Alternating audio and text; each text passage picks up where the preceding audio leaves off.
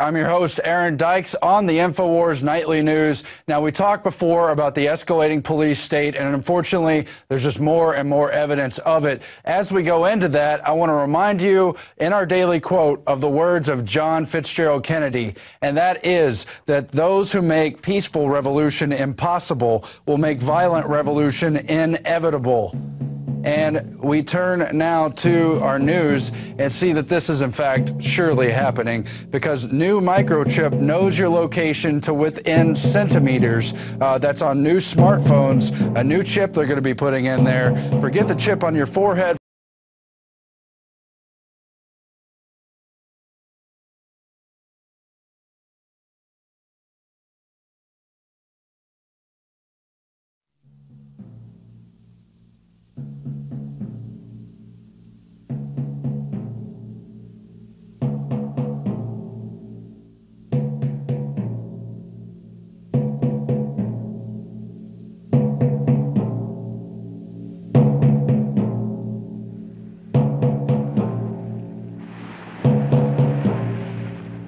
Ici Londres.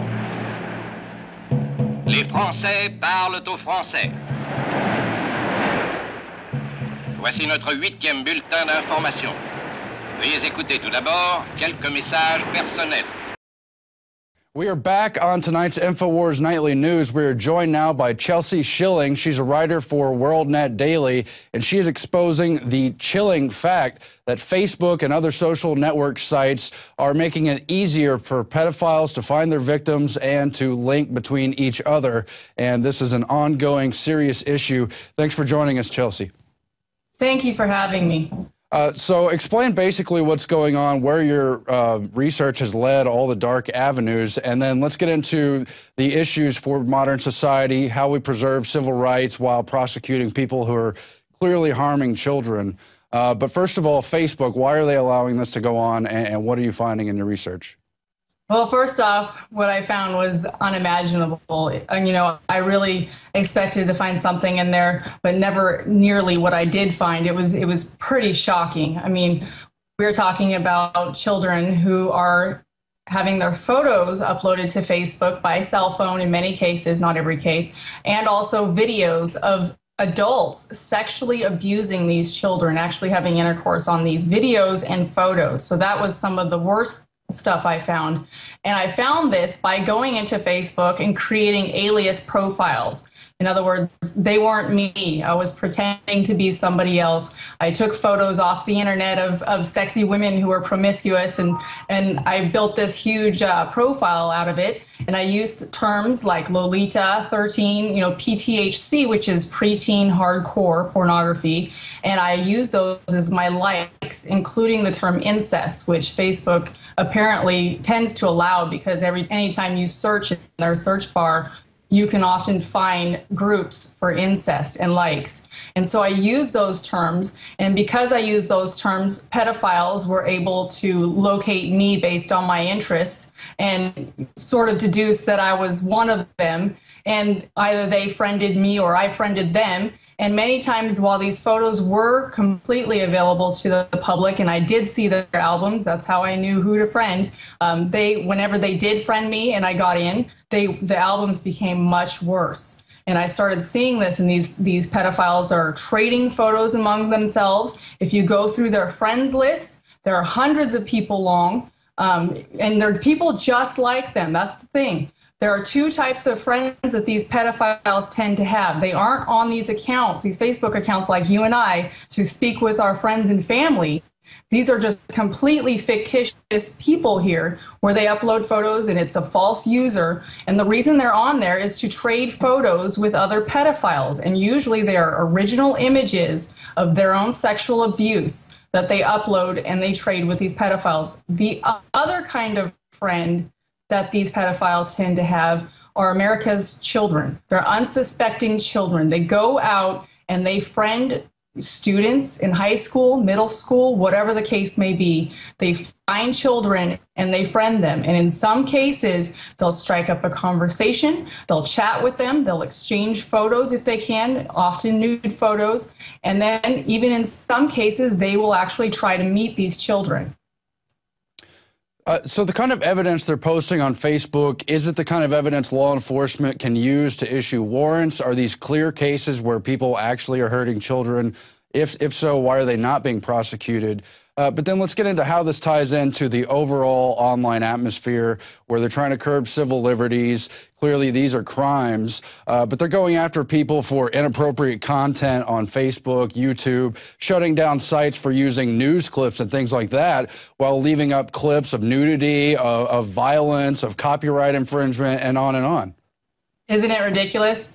No, when I actually found these photos, and I have to say this, in every case I reported them. So if they were a child being sexually abused by an adult, as soon as I found it, it went straight to the FBI via its IC3.gov reporting form. That was the best way that I found to do it. I called the FBI several different offices and spoke with them, and they all referred me to that one site so that I could actually turn in some of those photos. The thing was, in the beginning, I started flagging many of the photos, not the most severe ones, but many of the photos on Facebook, hoping that the profiles would be taken down after Facebook got wind of it. And that wasn't necessarily the case. In many cases, those photos remained up there for 2 weeks, 3 weeks, and it was just awful going back there and seeing that I had reported these. It didn't let me report them again because it says, hey, you've already reported these photos.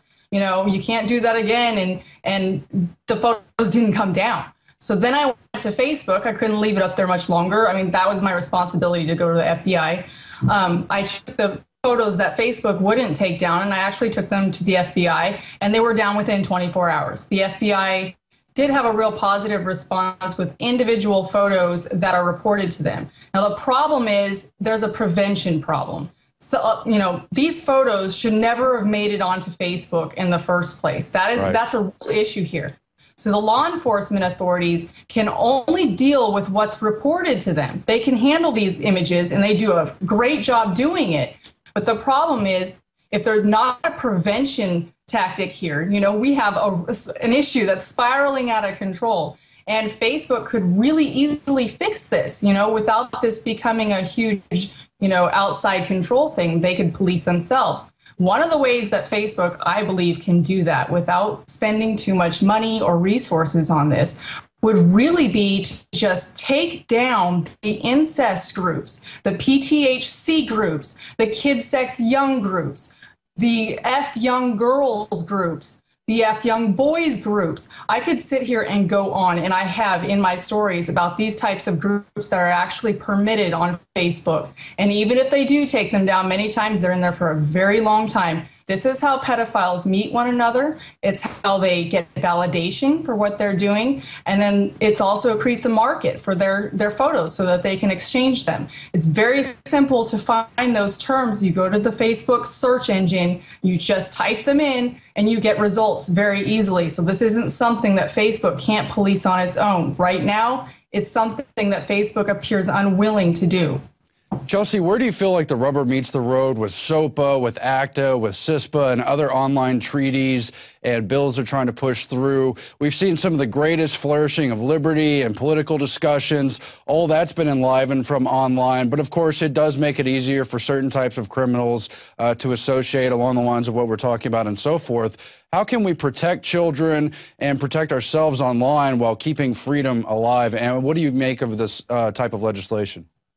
See, that's the end goal of a lot of people who've written me especially. You know, why should we have to force Facebook to do this from outside law enforcement or investigations and such? You know, if it comes down to it, it is child porn. If it doesn't come down, you know, I don't have a problem. This is illegal content. Somebody needs to do something about this. Sure. But first and foremost, I would like for Facebook to take the initiative. I mean, think about it. With their IPO launching, this is a huge risk factor. I personally believe that it probably should have been disclosed in their S1 filing with the SEC. I spoke to them about that. It is not in their current S1 filing. This is a risk. This is a huge risk. It could cost them money in a big way. And I really feel like it would be easy for the company to sort of police this. And then, you know, who knows how investors might feel about that. I think I'd probably feel better as an investor putting my money into Facebook and knowing that this was a real prerogative for them, that they weren't going to allow this stuff to invade the site that I'm investing in. Sure. Yeah. Well, we have to find ways to do both. What do you make of pedophile rings in terms of where it's been connected with high up political levels? We saw the scandals with various coaches, Sandusky and the people from the other universities last year. Some of those reports indicated that a number of even higher level, more elite, richer donor type people may have been protected in those scandals. How does that parallel with the stuff that's happening in the online realm? I honestly think that, you know, this is my personal opinion, this is an extremely uncomfortable and inconvenient subject. Nobody wants to even acknowledge that it's such a huge problem. They look the other way. Nobody wants to talk about this. You know, I don't get my jolly sitting here talking about poor children being raped on Facebook. This is not something that anybody enjoys talking about. However, if we look the other way, if we pretend it's not happening, I don't care if it's a pastor doing it. I don't care if it's a Boy Scout leader doing it. I don't care if it's, you know, whatever it is, a teacher, it doesn't matter. We don't need to be protecting these people. You know, we need to be protecting the kids, because the problem is in a lot of these cases, these children are being abused many times by their own parents. They don't have people to stick up for them, and that's why this is such an issue. You know, who is going to support the children in this situation if not Facebook, where they're, you know, protecting the victims of this situation?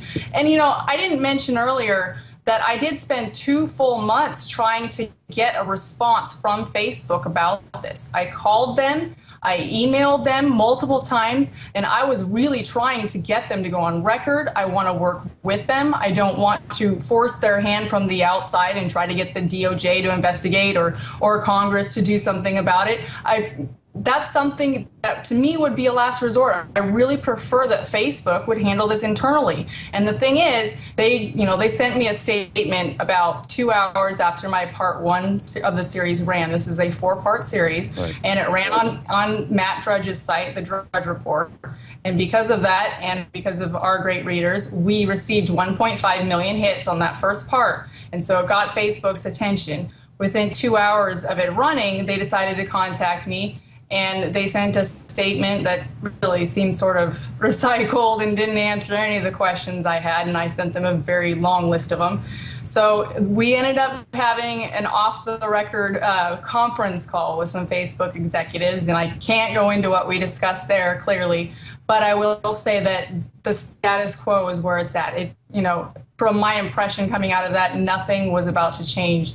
And I think that if I were to speculate, and I think it's a pretty good guess, I believe that to actually do something about this, Facebook would actually have to acknowledge that it really is a problem on their website. And to do that when they're about to launch an IPO, to them, it's a huge risk factor. They don't want to come out with this and acknowledge that this issue is as big as it is on their website. But that's illustrative, too, that it's so difficult to address this issue, but Zuckerberg's brag that we're spying on all of you. Google has pretty much said similar things. They're tracking everything online. They consider the general population to be privy to being spied upon, but they won't go after clear-cut criminals, or at least people who think it's cool to associate with that criminal culture.